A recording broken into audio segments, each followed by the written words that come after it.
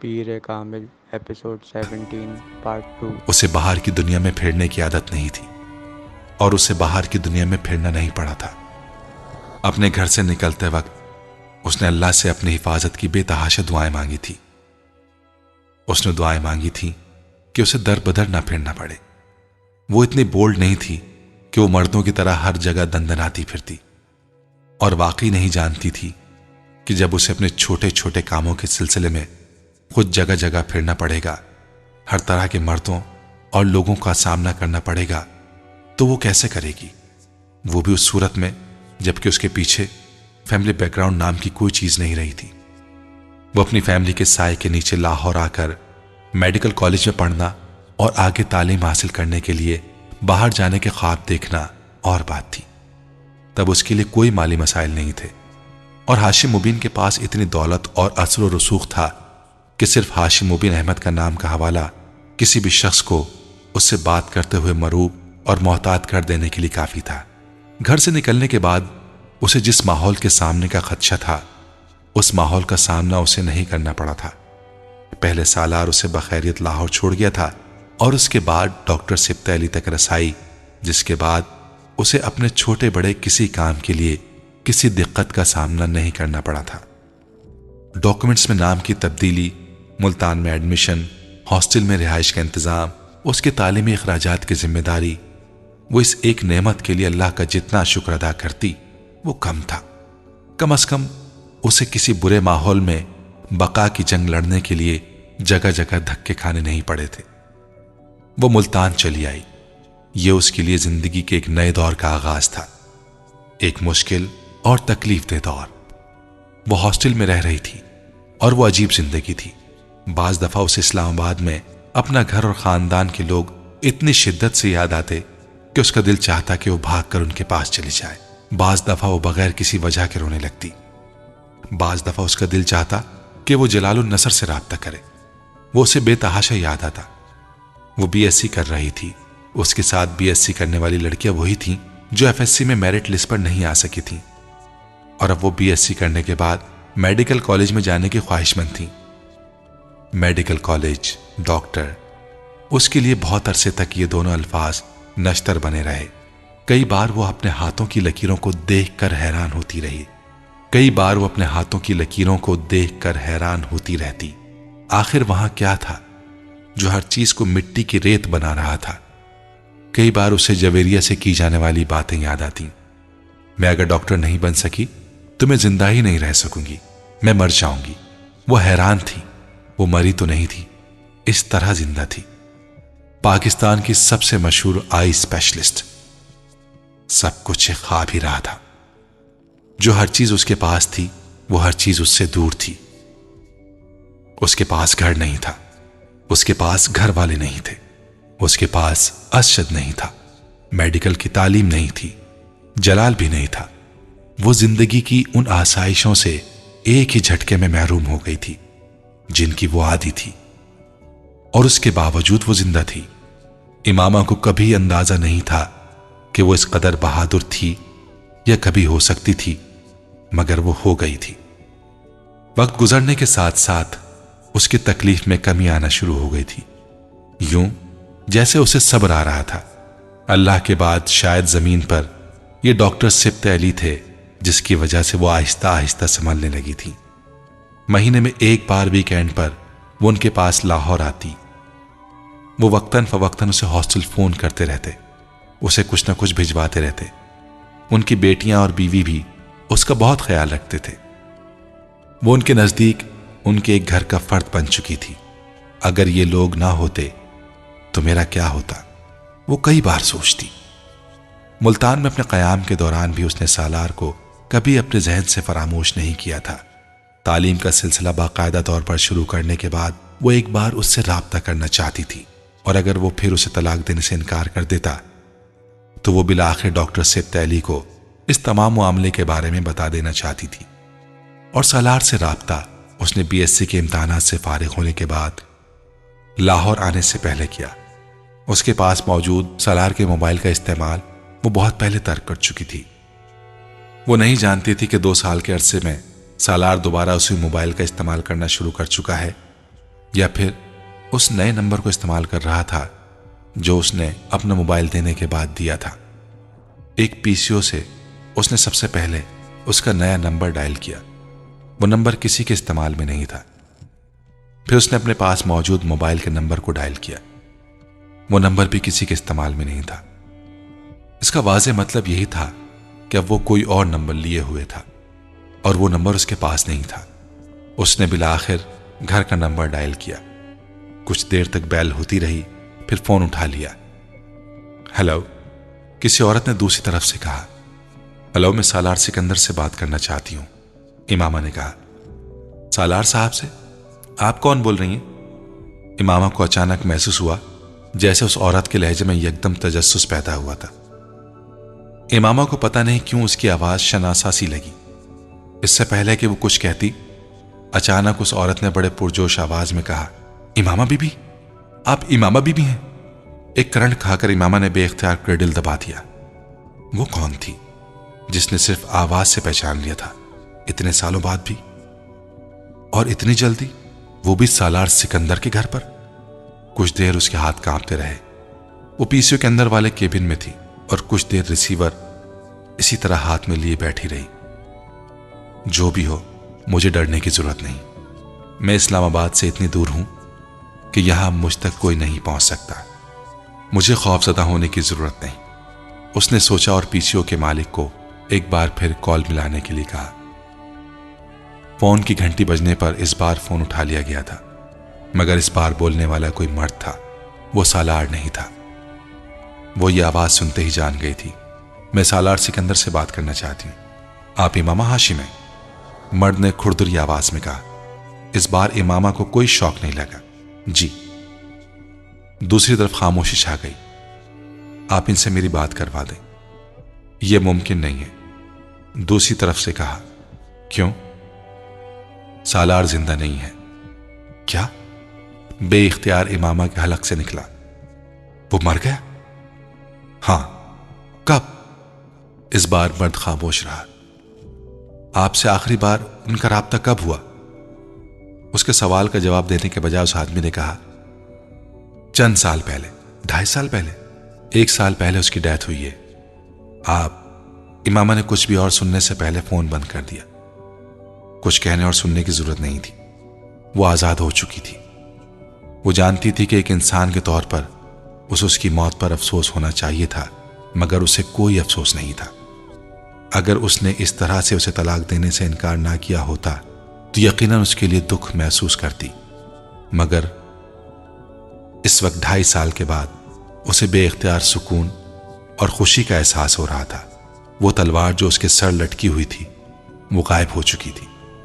اسے اب ڈاکٹر سبت علی کو کچھ بتانے کی ضرورت نہیں تھی، وہ صحیح معنوں میں آزاد ہو چکی تھی۔ وہ اس کا ہاسٹل میں آخری دن تھا اور اس رات اس نے سالار سکندر کے لیے بخشش کی دعا کی۔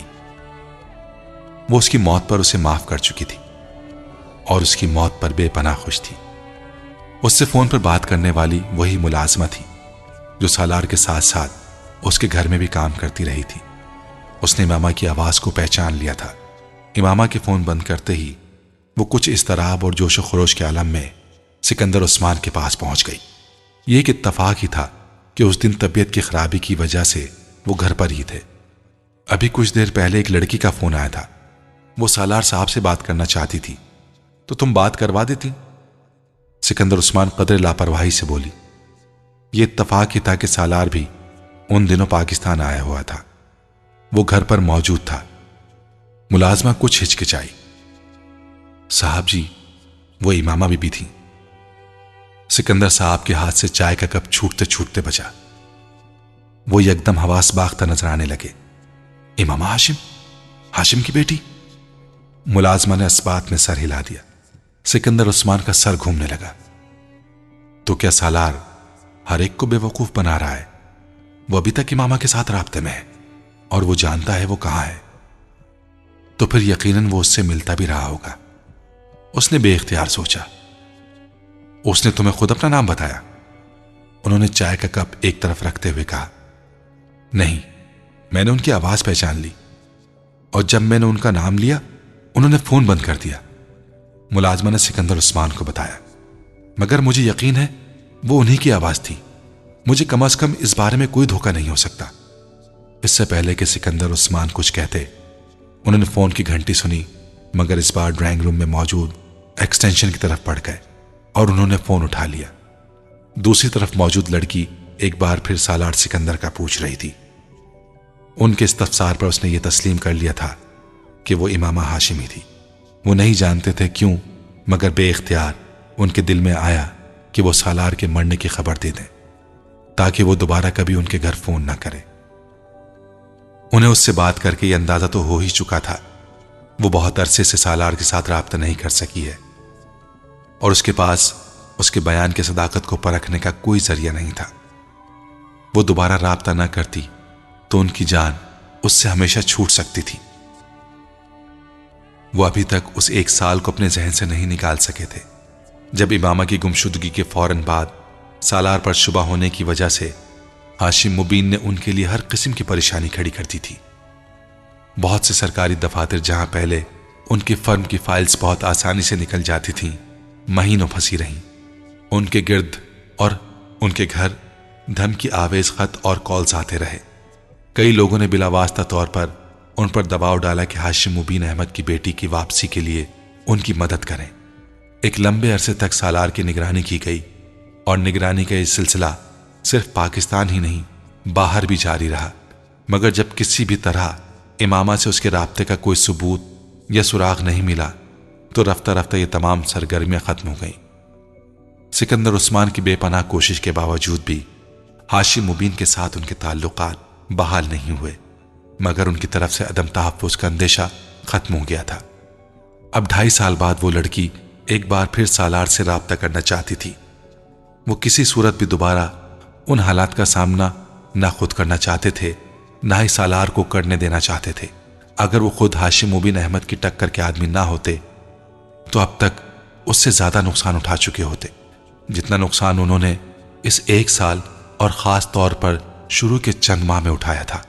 وہ امامہ کو اس طلاق نامے کی ایک کاپی بھجوانا چاہتے تھے جو سالار کی طرف سے انہوں نے تیار کیا تھا اور انہیں اس میں کوئی دلچسپی نہیں تھی کہ وہ جائز تھا یا نہیں. وہ صرف امامہ کو یہ یقین دلانا چاہتے تھے کہ سالار یا اس کے خاندان کے ساتھ اس کا تعلق ہونا چاہیے نہ ہی ہوگا. اگر کچھ تھا بھی تو وہ سالار کی موت اور اس سے پہلے کے تحریر شدہ اس طلاق نامے کے ساتھ ہی ختم ہو گیا تھا. مگر یہ ایک اور اتفاق تھا کہ امامہ نے ان کی بات مکمل طور پر سنے بغیر فون بند کر دیا. انہوں نے فون کو ٹریس آؤٹ کرنے کی کوشش کی مگر وہ ملتان کے PCO کا ثابت ہوا. سالار 1 ہفتے بعد واپس امریکہ جانے والا تھا. انہوں نے اس 1 ہفتے اس کی مکمل طور پر نگرانی کروائی. وہ ملازموں کو ہدایت دے چکے تھے کسی کا بھی فون آئے وہ کسی بھی صورت سالار سے بات نہ کروائیں، چاہے فون کسی مرد کا ہو یا عورت کا، جب تک وہ خود نہ جان لیں کہ فون کرنے والا کون تھا. ملازمہ کو بھی وہ سختی سے منع کر چکے تھے کہ وہ سالار کو امامہ کی اس کال کے بارے میں نہ بتائے. 1 ہفتے بعد جب سالار واپس امریکہ چلا گیا تو انہوں نے سکھ کا سانس لیا. سر پر آئی ہوئی آفت ایک بار پھر ٹل گئی تھی. سالار کی واپسی کے چند ہفتے بعد انہیں ایک لفافہ موصول ہوا. امامہ نے لاہور پہنچنے کے بعد وہ موبائل بیچ دیا تھا.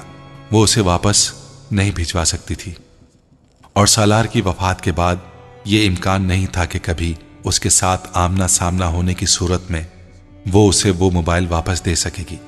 اس نے موبائل بیچنے سے ملنے والی رقم کے ساتھ اپنے پاس موجود کچھ اور رقم شامل کی. وہ اندازاً ان کالز کے بل کی رقم تھی جو 2.5-3 سال پہلے سالار نے ادا کیے ہوں گے اور چند دوسرے اخراجات جو اپنے گھر قید کے دوران اور وہاں سے لاہور فرار ہونے کے دوران سالار نے اس پر کیے تھے. اس کے ساتھ سکندر عثمان کے نام ایک مختصر نوٹ بھجوایا. Travels cheque. اس کے سر پر موجود اس آدمی کا قرض بھی اتر گیا تھا. اس رقم اور اس کے ساتھ ملنے والے نوٹ سے سکندر عثمان کو تسلی ہو گئی تھی کہ وہ دوبارہ اس سے رابطہ نہیں کرے گی اور یہ بھی کہ اس نے واقعی ان کی بات پر یقین کر لیا تھا. ملتان سے BSc کرنے کے بعد وہ لاہور چلی آئی تھی. اسے گھر چھوڑے 3 سال ہونے والے تھے. اس کا خیال تھا اب کم از کم اسے تلاش نہیں کیا جائے گا جس طرح پہلے کیا جاتا رہا تھا. اب اگر کیا بھی گیا تو صرف میڈیکل کالج پر نظر رکھی جائے گی. اس کا یہ اندازہ صحیح ثابت ہوا. اس نے پنجاب یونیورسٹی میں کیمسٹری میں MSc کے لیے ایڈمیشن لیا تھا۔ اتنا عرصہ گزر جانے کے بعد بھی وہ بے حد محتاط تھی۔ یہ لاہور تھا، یہاں کسی وقت کوئی بھی اسے پہچان سکتا تھا، مگر ملتان میں وہ صرف چادر اوڑھ کر کالج جاتی تھی۔ لاہور میں اس نے نقاب لگانا شروع کر دیا۔ لاہور میں دوبارہ واپسی کے بعد وہ ڈاکٹر سبط علی کے ساتھ نہیں رہ رہی تھی، وہ سیدہ اماں کے پاس رہنے لگی تھی۔ سیدہ اماں سے اس کی پہلی ملاقات ڈاکٹر سبط علی نے ملتان جانے سے پہلے لاہور میں کروائی تھی۔ سیدہ اماں کے بہت سے عزیز و اقارب ملتان میں رہتے تھے۔ ڈاکٹر سبط علی اماموں کو ان سے آگاہ کرنا چاہتے تھے تاکہ ملتان میں قیام کے دوران کسی بھی ضرورت یا ایمرجنسی میں وہ ان کی مدد لے سکے۔ سیدہ اماں ایک 65-70 سالہ بے حد باتونی اور ایکٹیو عورت تھی۔ وہ لاہور کے اندر شہر میں ایک پرانی حویلی میں تنہا رہتی تھی۔ ان کے شوہر کا انتقال ہو چکا تھا، جبکہ 2 بیٹے بیرون ملک تعلیم حاصل کرنے کے بعد وہیں مقیم تھے۔ وہ دونوں شادی شدہ تھے۔ ان کے بے حد اصرار کے باوجود سیدہ اماں باہر جانے پر تیار نہ تھیں۔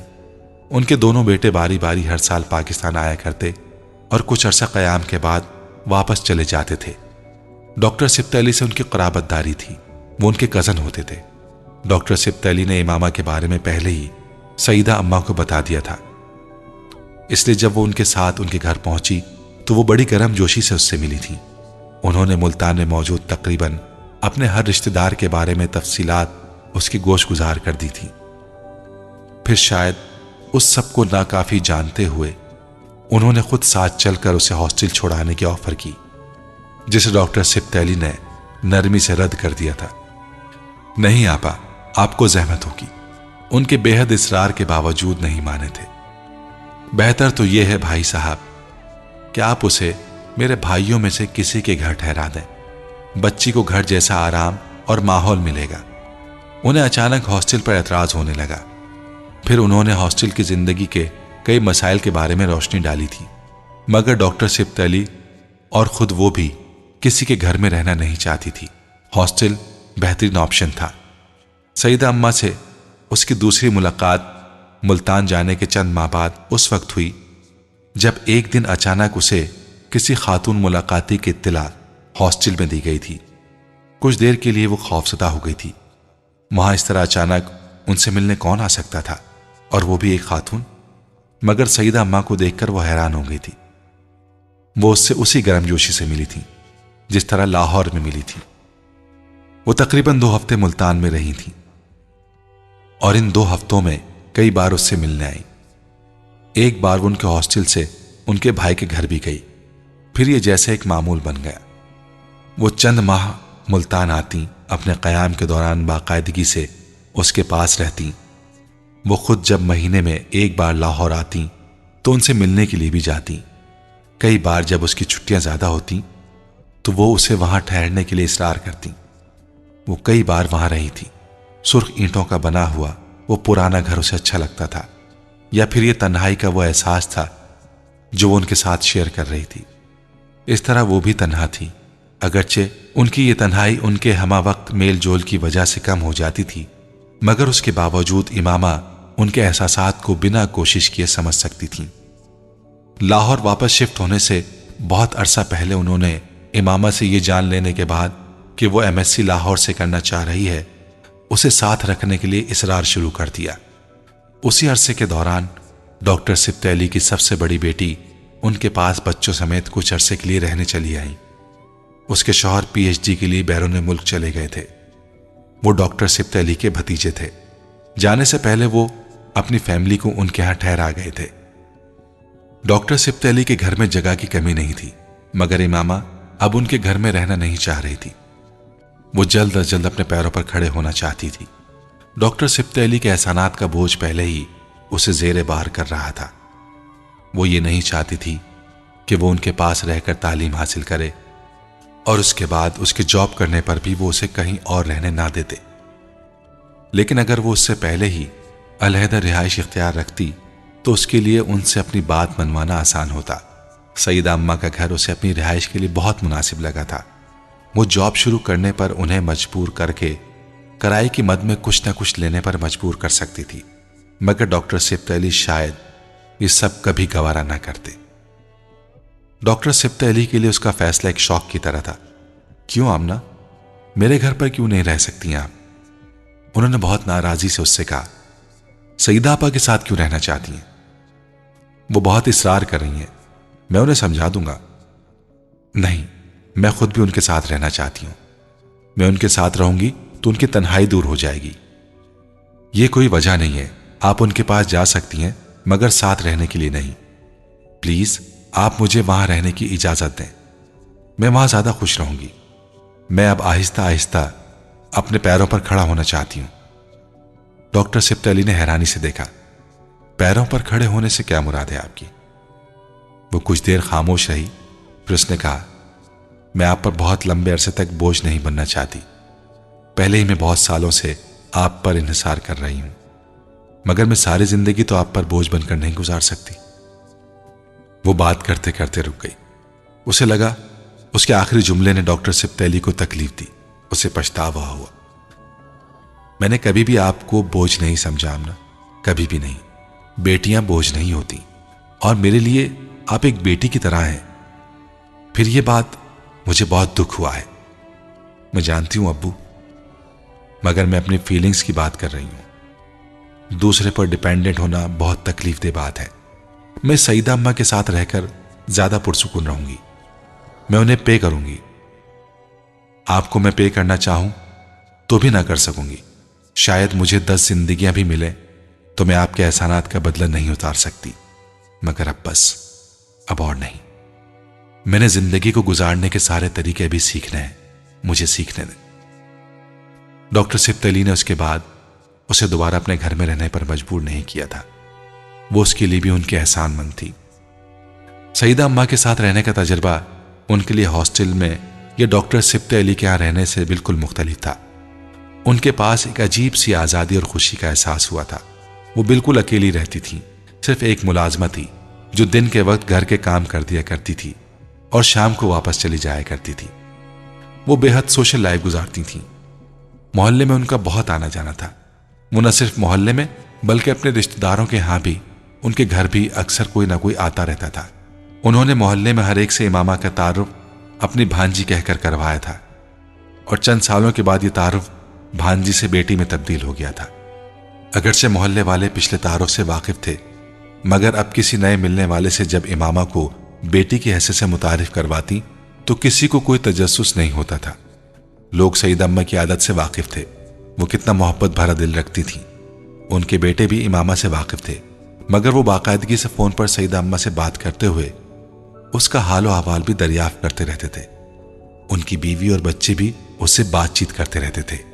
ان کے بیٹے ہر سال پاکستان آیا کرتے، اور ان کے قیام کے دوران بھی امامہ کو کبھی ایسا محسوس نہیں ہوتا تھا جیسے وہ ان کی فیملی کا حصہ نہیں تھی.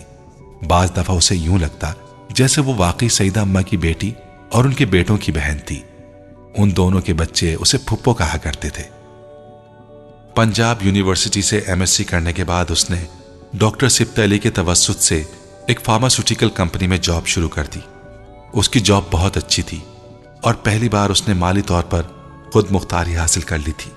یہ ویسی زندگی نہیں تھی جیسی وہ اپنے والدین کے گھر میں گزارتی تھی، نہ ہی ویسی تھی جیسی زندگی کے وہ خواب دیکھا کرتی تھی، مگر ویسی بھی نہیں تھی جن خدشات کا وہ گھر سے نکلتے وقت شکار تھی. وہ ہر ایک کے بارے میں نہیں کہہ سکتی تھی، مگر اس کے لیے زندگی معجزات کا دوسرا نام تھی. سالار سکندر جیسے لڑکے سے اس طرح کی مدد، ڈاکٹر سبت علی تک رسائی، سعیدہ اماں جیسے خاندان سے ملنا، تعلیم کا مکمل کرنا، اور پھر وہ جاب. صرف جلال النصر تھا جس کا خیال ہمیشہ اسے تکلیف میں مبتلا کر دیتا تھا. وہ شاید اسے مل جاتا تو وہ خود کو دنیا کی خوش قسمت ترین لڑکی سمجھتی. 8 سالوں نے اس میں بہت سی تبدیلیاں پیدا کرتی تھیں. گھر سے نکلتے وقت وہ جانتی تھی کہ اب دنیا میں اس کے نخرے اٹھانے والا کوئی نہیں تھا. اسے کسی سے کوئی توقعات وابستہ کرنی تھی، نہ ہی ان کے پورا ہونے پر تکلیف محسوس کرنی تھی. اس کا رونا دھونا بھی وقت گزرنے کے ساتھ ساتھ کم ہوتا جا رہا تھا. 20 سال کی عمر میں چھوٹی چھوٹی باتوں پر خوفزدہ اور پریشان ہونے والی امامہ ہاشم آہستہ آہستہ اپنا وجود کھوتی گئی تھی. نئی نمودار ہونے والی امامہ زیادہ پر اعتماد اور مضبوط اعصاب رکھتی تھی. مگر اس کے ساتھ ساتھ وہ بہت زیادہ محتاط بھی ہو گئی تھی، ہر چیز کے بارے میں، اپنی گفتگو کے بارے میں، اپنے طور و اتوار کے بارے میں۔ ڈاکٹر سبتیلی اور سعیدہ اماں دونوں کے خاندانوں نے اسے بہت محبت اور اپنائیت دی تھی، لیکن اس کے باوجود وہ ہمیشہ کوشش کرتی تھی کہ وہ کوئی ایسی بات یا حرکت نہ کرے جو انہیں قابل اعتراض یا ناگوار لگے۔ ہاشم مبین کے گھر میں اسے یہ ساری احتیاطیں نہیں کرنی پڑتی تھیں، مگر وہاں سے نکل کر اسے یہ سب کچھ سیکھنا پڑا تھا۔ سعیدہ اماں کی گمشدگی کے دوران وہ آفس میں تھی۔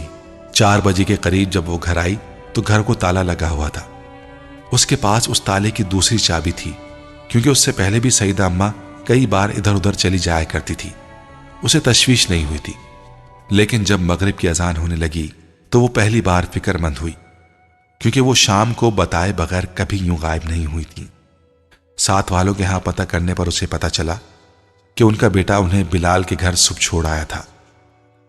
سعیدہ اماں پہلے بھی اکثر وہاں آتی جاتی رہتی تھیں، اس لیے امامہ ان لوگوں کو اچھی طرح جانتی تھی۔ اس نے وہاں فون کیا تو اسے پتہ چلا کہ وہ دوپہر کو وہاں سے جا چکی تھی، اور تب پہلی بار اسے صحیح معنوں میں تشویش ہونے لگی۔ اس نے باری باری ہر اس جگہ پتہ کیا جہاں وہ جا سکتی تھی، مگر وہ کہیں بھی نہیں ملی، اور تب اس نے ڈاکٹر سبتیلی کو اطلاع دی۔ اس کی حالت تب تک بے حد خراب ہو چکی تھی۔ سعیدہ اماں کا میل جول اپنے محلے تک ہی تھا۔ وہ اندرون شہر کے علاوہ کسی جگہ کو اچھی طرح نہیں جانتی تھی۔ انہیں کسی دوسری جگہ جانا ہوتا تو وہ ہمسایوں کے کسی لڑکے کے ساتھ جاتی یا پھر امامہ کے ساتھ، اور یہی بات امامہ کو تشویش میں مبتلا کر رہی تھی۔ دوسری طرف سالار اندرون شہر کے سوا تمام پوش علاقوں سے واقف تھا۔ اگر اسے اندرون شہر کے بارے میں تھوڑی بہت ہی معلومات ہوتی تب بھی وہ سعیدہ اماں کے ادھورے پتے کے باوجود کسی نہ کسی طرح ان کے گھر پہنچ جاتا۔ ڈاکٹر سبتیلی نے رات گئے اسے سعیدہ اماں کی خیریت سے اپنے کسی جاننے والے کے پاس ہونے کی اطلاع دی، اور امامہ کی جیسے جان میں جان آئی۔ مزید 1 گھنٹے بعد دروازے کی بیل بجی تھی۔ اس نے تقریباً بھاگتے ہوئے جا کر دروازہ کھولا۔ دروازے کی اوٹ سے اس نے سعیدہ اماں کے پیچھے کھڑے ایک خوش شکل آدمی کو دیکھا، جس نے دروازہ کھلنے پر اسے سلام کیا اور پھر سعیدہ اماں کو خدا حافظ کہتے ہوئے مڑ گیا اور اس دوسرے دراز قامت شخص کے پیچھے چلنے لگا جس کی امامہ کی طرف پشت تھی۔ امامہ نے اس پر غور نہیں کیا، وہ تو بے اختیار سعیدہ اماں سے لپٹ گئی تھی۔ سعیدہ اماں اگلے کئی دن اس کے سامنے ان دونوں کا نام لیتی رہی، سالار اور فرقان۔ امامہ کو پھر بھی شبہ نہیں ہوا کہ وہ سالار سکندر بھی ہو سکتا تھا۔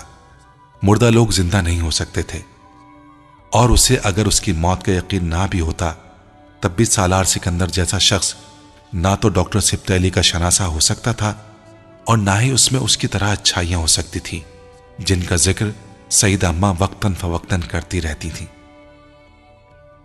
اس کے کچھ عرصے بعد اس نے جس شخص کو اس رات سعیدہ اماں کے ساتھ سیڑھیوں پر کھڑے دیکھا تھا، اس شخص سے اس کی پہلی ملاقات ہوئی تھی۔ فرقان اپنی بیوی کے ساتھ ان کے ہاں آیا تھا۔ اسے وہ اور اس کی بیوی دونوں اچھے لگے تھے۔ پھر وہ چند ایک بار اور ان کے گھر آئے تھے۔ ان کے ساتھ ان کی شناسائی میں اضافہ ہو گیا تھا۔ اسے جاب کرتے تقریباً 2 سال ہو چکے تھے۔ کچھ وقت شاید اسی طرح گزر جاتا اگر وہ اتفاقاً اس روز ایک سڑک سے نہ گزرتی جہاں جلال کے بنائے ہوئے ہاسپٹل کے باہر اس کا نام آویزہ تھا۔ جلال النصر کا نام اس کے قدم روک دینے کے لیے کافی تھا، مگر کچھ دیر تک ہاسپٹل کے باہر اس کا نام دیکھتے رہنے کے بعد اس نے طے کیا تھا کہ وہ دوبارہ اس سڑک پر کبھی نہیں آئے گی۔